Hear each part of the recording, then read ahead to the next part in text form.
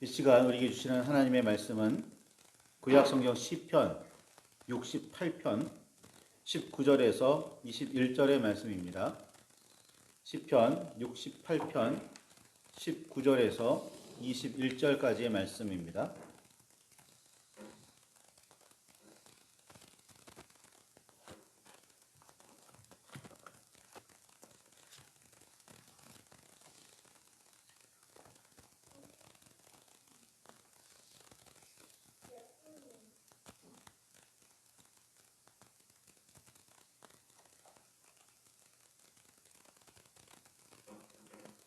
찾으셨으면 우리 함께 말씀을 봉독하시겠습니다. 날마다 우리 짐을 지시는 주, 곧 우리의 구원이신 하나님을 찬송할지로다. 하나님은 우리에게 구원의 하나님이시라. 사망에서 벗어남은 주 여호와로 말미암거니와 그의 원수들의 머리 곧 죄를 짓고 다니는 자의 정수리는 하나님이 쳐서 깨뜨리시리로다. 아멘.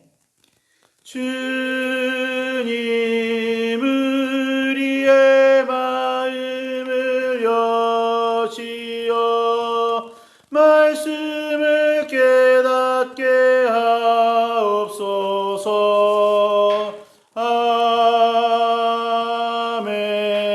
아멘. 주님의 사랑과 그 크신 은혜가 저와 여러분 안에 가득하기를 소망합니다. 선지자 예레미야는 아몬의 아들 유다의 왕 요시야가 다스린 지 13년부터 유다의 왕 시드기야 11년에 예루살렘이 망하고 그 백성이 사로잡혀 가기까지 그에게 여호와의 말씀이 임했었습니다.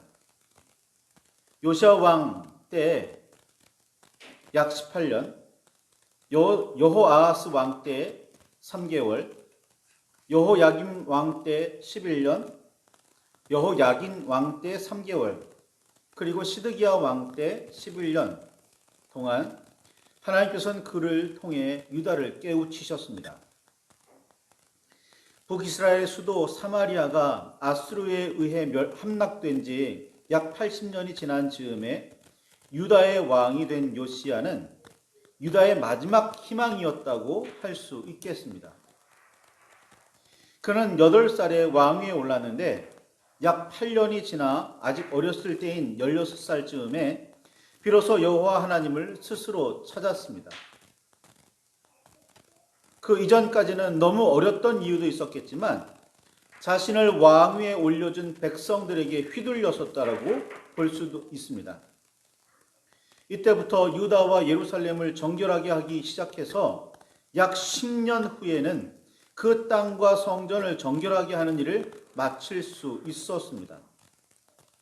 이 10여 년 동안 요시야는 산당들과 아세라 묵상들과 아로새긴 우상들을 부어 만들 우상들을 유다 전역에서 모두 제거했습니다. 10년이나 걸렸습니다. 그동안 이런 우상들은 예루살렘 성전에까지 모셔져 있었고 백성들은 여호와와 함께 혹은 여호와를 버리고 우상들을 섬겼습니다. 이런 신앙은 그렇게도 백성들 사이에 깊게 뿌리내리고 있었습니다. 약 10여 년 동안을 산당들과 우상들을 제거했지만 그렇다고 백성들 마음속에 자리 잡은 우상에 대한 신앙을 완전히 뿌리 뽑을 수는 없었습니다. 요시야의 죽음 이후에 일어난 사건들을 보면 이런 사실을 너무나 잘 알 수가 있습니다. 요시야 왕 13년 즈음부터 활동을 시작한 예레미야는 이런 개혁을 바라보는 마음이 남달랐으리라 여겨집니다. 여호와의 말씀은 바르게 선포되고 있었고 그 말씀을 받은 왕은 마음을 다해 하나님의 말씀을 따라 세상을 새롭게 하려고 애쓰고 있었으니까 말입니다. 요시야 왕은 왕위에 앉은 지 18째 해에 온 유다 땅에서 산당들과 우상들을 제거한 후에 하나님의 성전을 수리하는 일을 시작했습니다. 그렇게 성전을 수리하던 중에 당시의 제사장 hil기야가 성전 헌금함에서 모세가 전한 여호와 율법책을 발견했습니다. 이 율법책을 읽은 요시야 왕은 옷을 찢어야만 했습니다. 옷을 찢는다는 건 엄청난 슬픔, 커다란 재앙이 임했다라는 그런 낙담을 의미하곤 합니다. 그동안 선지자의 선포를 듣고 나라를 새롭게 만들고는 있었지만 모세의 율법책에 비추어 보니 생각보다 오래전인 먼 조상들로부터 그 시절부터 여호와의 말씀을 지키지 않고 따르지 않았다는 사실을 알게 되었기 때문이었습니다. 생각해 보십시오. 모세가 전한 율법이 그전에는 왕위가 없었어요. 성전 헌금함 어딘가에 처박혀 있었단 말이에요. 그럴 정도니 하나님의 말씀을 잊어버린 건 당연했겠죠. 그 하나님의 말씀을 발견했던 때가 요시야 때인 겁니다. 요시야는 더 힘을 내어 개혁을 진행했고 오랫동안 지켜지지 않고 있던 유월절을 회복했습니다. 그러나 이런 요시야의 노력만으로는 세상을 당시를 온전히 새롭게 하기에는 그 악한 뿌리가 너무나 깊었습니다. 당시 이집트의 바로 느고는 유프라테스 강가에 갈그미스를 치러 올라왔었습니다.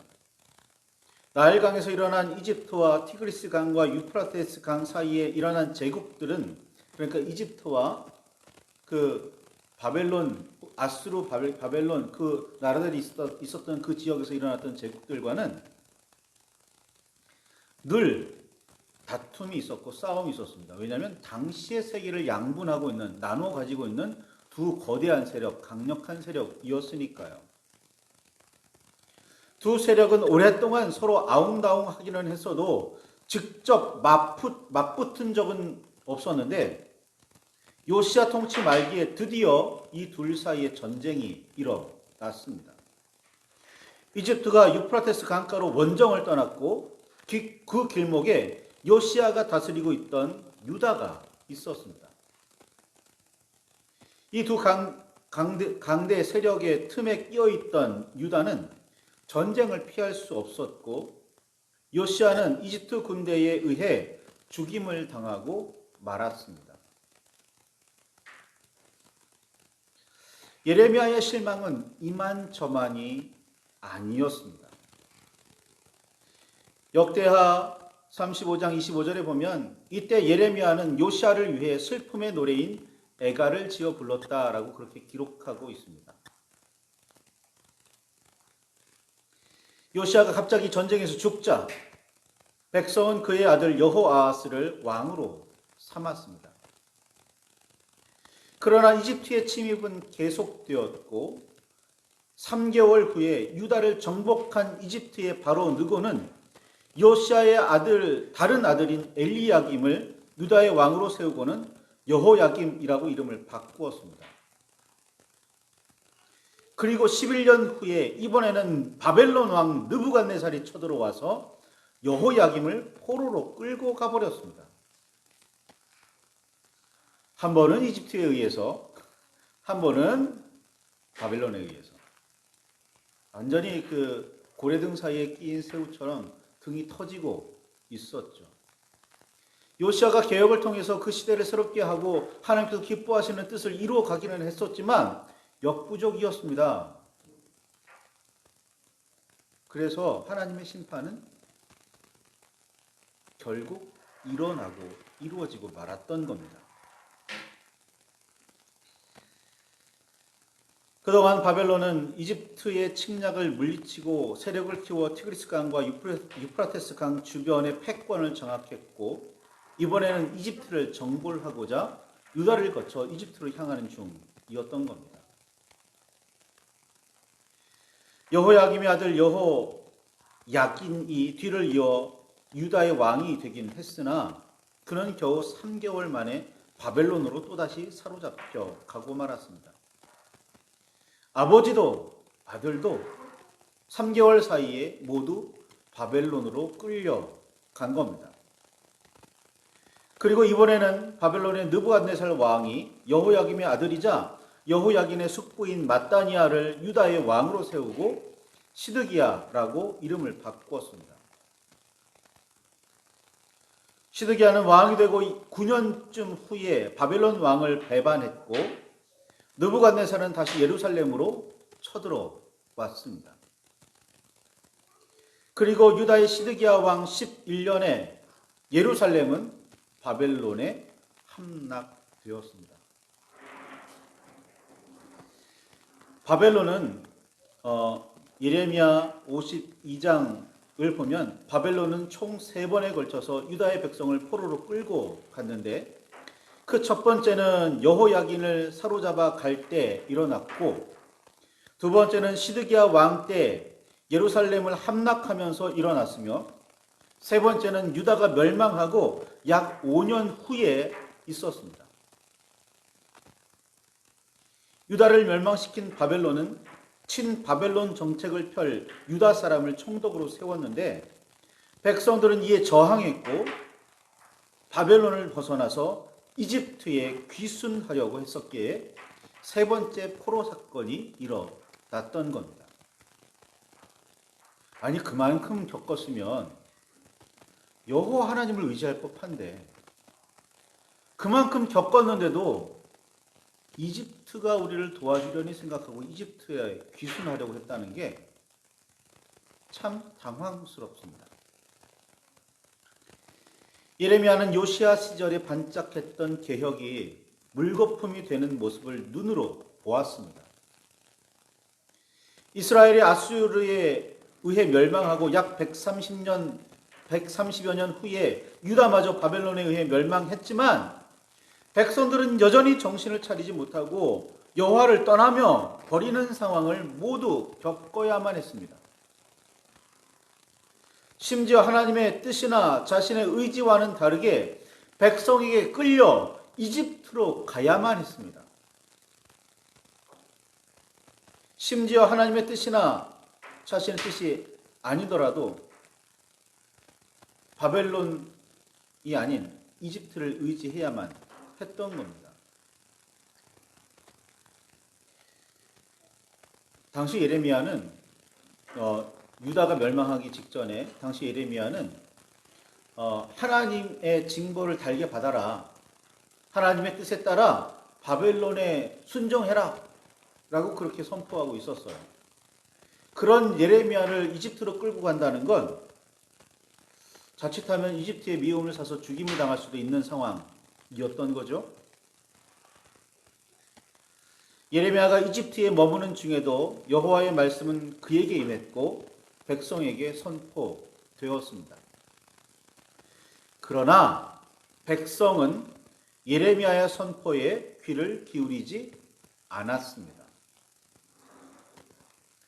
마지막으로 희망을 걸었던 요시야의 죽음도 슬픈 일이었지만 그렇게 하나님의 뜻에 순종하지 않다가 나라마저 망해버렸는데도 전혀 달라지지 않고 점점 더 하나님의 뜻을 저버리며 악해져만 가는 백성의 태도에 예레미야의 슬픔은 끝없이 깊어질 수밖에 없었습니다.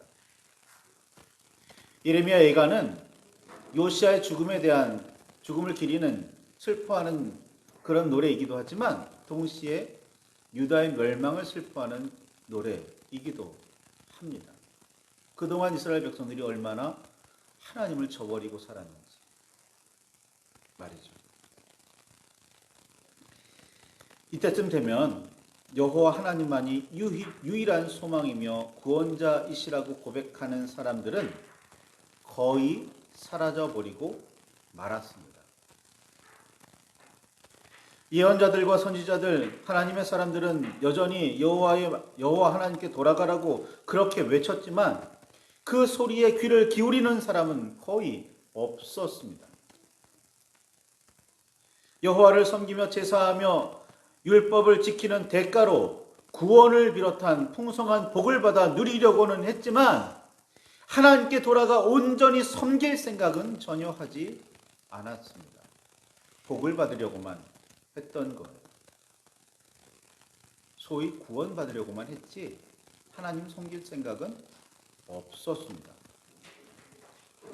하박국 3장 17절에서 19절에 비록 무화과 나무가 무성하지 못하며 포도나무에 열매가 없으며 감람나무에 소출이 없으며 밭에 먹을 것이 없으며 우리의 양이 없으며 외양간에 소가 없을지라도 나는 여호와로 말미암아 즐거워하며 나의 구원의 하나님으로 말미암아 기뻐하리로다. 주 여호와는 나의 힘이시라. 나의 발을 사슴과 같게 하사 나를 나의 높은 곳으로 다니게 하시리로다. 라며 진심으로 노래하고 기도하는 사람은 찾아보기가 어려웠습니다. 오늘날 우리의 태도와 무엇이 다른지 비교하시며 깊이 살펴보시기 바랍니다. 위기는 계속되고 어려움은 끊이지 않고 있지만 하나님을 찾으십니까? 그리스도인들 아니 적어도 교회에 있는 사람들이라도 하나님을 찾고 계십니까? 정치 지도자가 혹은 어떤 사업가가 세상을 구원하리라, 세상의 모든 문제들을 해결하리라 보십니까? 아니면 하나님께서, 예수님께서 그 문제들을 해결하시리라 보십니까?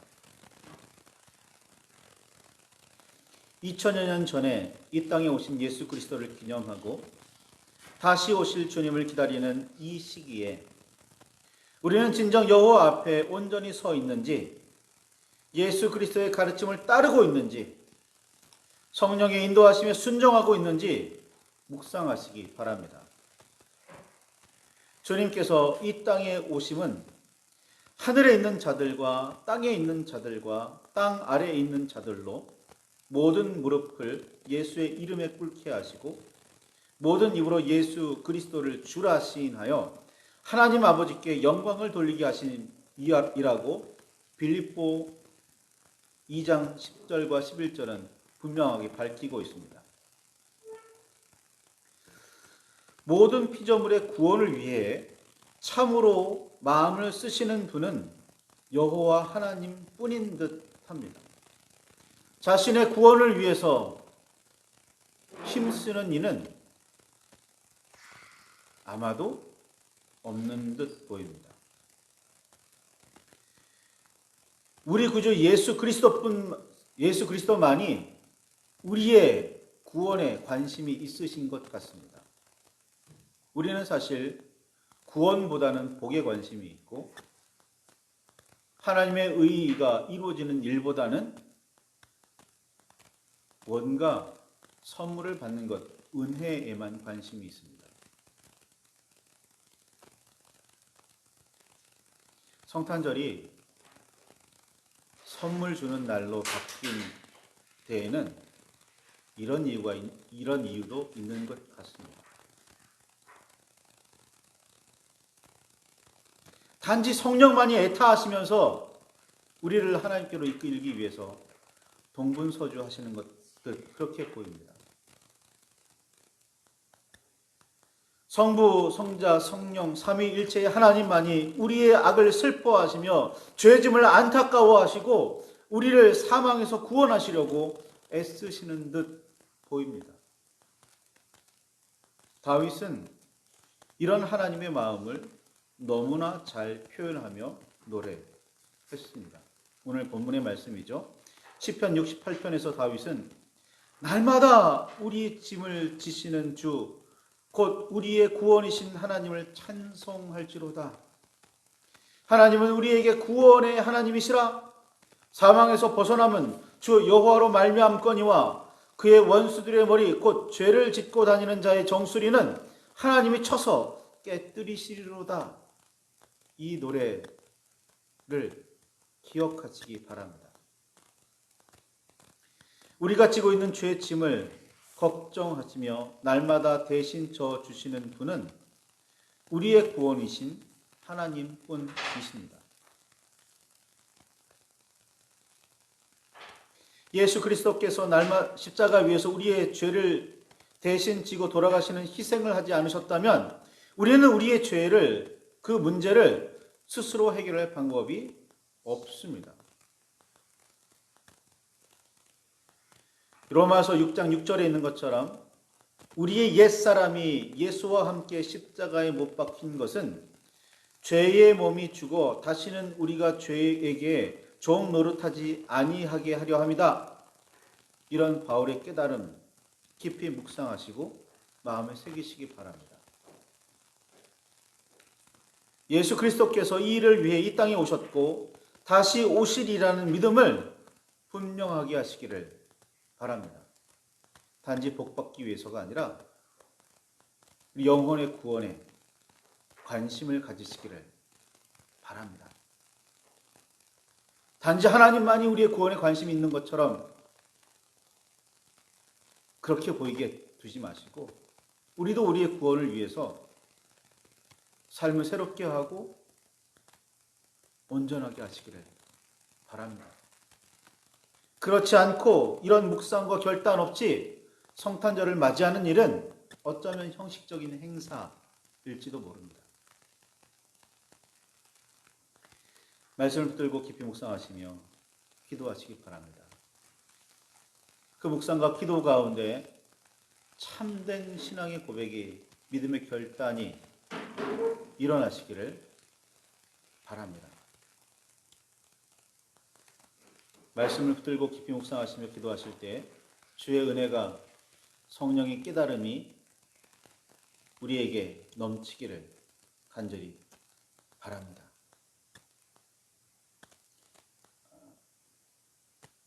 기도하시겠습니다.